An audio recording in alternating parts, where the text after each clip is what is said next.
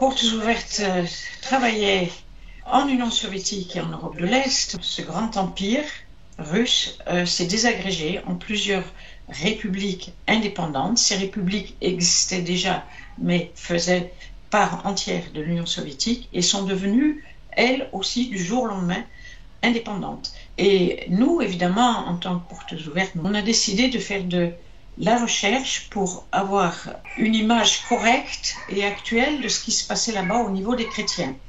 Et pour nous, c'était assez facile parce qu'on connaissait déjà des chrétiens russes qui faisaient partie des églises baptistes russes ou des églises pentecôtistes et qui habitaient en Asie centrale.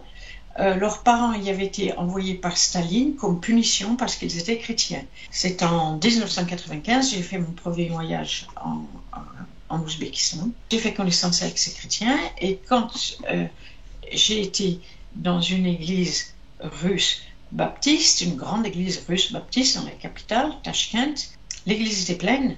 Il n'y avait aucun Ouzbek. Nous avons eu des conversations et ma question a été mais comment se fait-il, où sont les Ouzbeks? Pourquoi ils ne viennent pas à l'église? Et il me dit, ils sont musulmans. On est victime de la répression parce que nous sommes des chrétiens et on est seulement occupés à survivre. Et vraiment, en 1995, on pouvait compter sur les doigts d'une seule main, seulement, dans tout l'Ouzbékistan, qui est un grand pays, avec 27 millions d'habitants à l'époque. Petit à petit, donc, les missionnaires étrangers sont arrivés, sont installés aussi en Ouzbékistan. C'est surtout des jeunes qui se convertissaient entre 15 et 25 ans. Ils avaient des rêves, il y avait des guérisons. On marchait dans le livre des actes. Les gens se convertissaient du jour au lendemain. Ils étaient transformés, mais complètement. Ils quittaient tout et ils suivaient Jésus. Comme Jésus disait, quitte tout et suis-moi. C'était ce qui se passait, mais littéralement, vraiment physiquement. Et au départ, les jeunes étaient très enthousiastes parce que personne, à part leur famille peut-être, qui n'était pas toujours très contente, mais personne ne les battait. Bon, ils se disaient, ça va passer, c'est des jeunes, ça va passer, etc.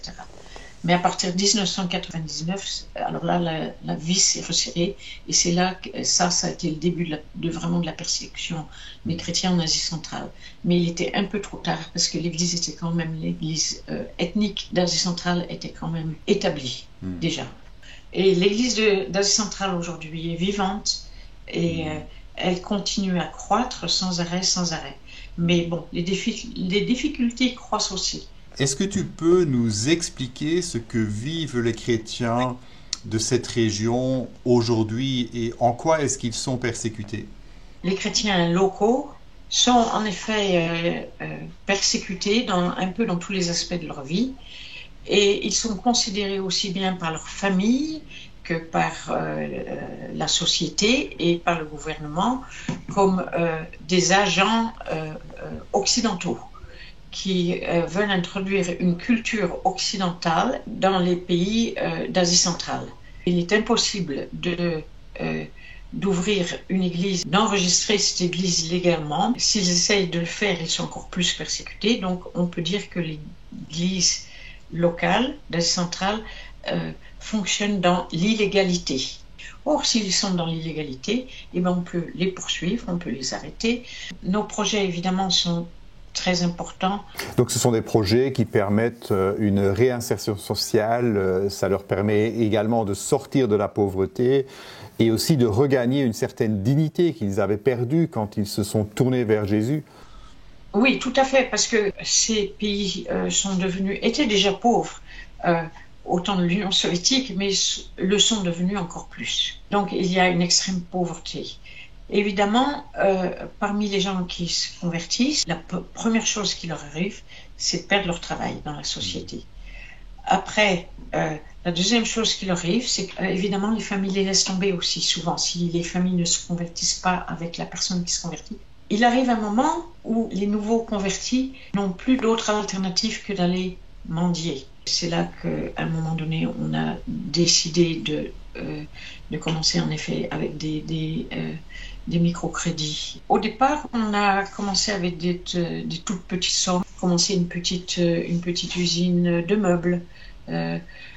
Par exemple, des fois, c'était même $50 à l'époque pour commencer sur les marchés à vendre de la glace et des boissons fraîches. Mais nous avons aussi eu des projets plus grands. Par exemple, on a ouvert plusieurs cabinets de dentistes équipés avec du matériel moderne. Bon, ils ont d'abord aidé les chrétiens et puis finalement, de bouche à bouche, les gens qui autrefois allaient chez eux mais n'y venaient plus, les patients ne venaient plus parce qu'ils étaient devenus chrétiens, étaient devenus curieux de savoir quel matériel ils avaient reçu, etc. Et ils ont commencé à revenir. Et des gens se sont convertis à la suite d'avoir visité des cabinets dentistes. Oui, c'est vraiment extraordinaire parce que nous leur donnons aussi la possibilité à ces chrétiens d'être sel et lumière là où ils sont et qu'ils peuvent à leur tour bénir d'autres personnes. Et surtout, les chrétiens d'Asie centrale, souvent, m'ont demandé, ne priez pas pour que la persécution se termine, ne priez pas pour que je devienne riche et prospère. Il faut prier pour nous, pour qu'on tienne. Pour qu'on ne soit pas découragé, pour qu'on ne se laisse pas influencer par Satan. Parce qu'il nous, sans cesse, il nous chuchote. Tu vois, maintenant tu crois en ce Jésus et tu es tout seul, personne ne te connaît, personne ne connaît ta situation, tu vas mourir isolé, tu ne seras pas enterré, tout ce genre de choses. Il essaie de nous décourager pour que nous quittions notre foi chrétienne. Priez pour que nous soyons assez forts, pour que nous soyons consistants et pour que nous tenions bon dans notre témoignage. C'est vraiment la prière qu'il demande. Merci pour ces sujets de prière et on va d'ailleurs prier pour nos frères et sœurs là-bas. Seigneur, nous te remettons tous nos frères, toutes nos sœurs dans ces pays de l'Asie centrale, Seigneur. Oui, Seigneur Jésus, qu'ils se sachent aimés par toi, mais aussi par le reste du corps de Christ, Seigneur. Au moment où ils en ont besoin, fais-leur savoir qu'il y a des milliers de chrétiens dans le monde entier qui prient pour eux, qu'ils ne sont pas seuls. Nous te prions tout cela au nom de Jésus. Amen. Amen.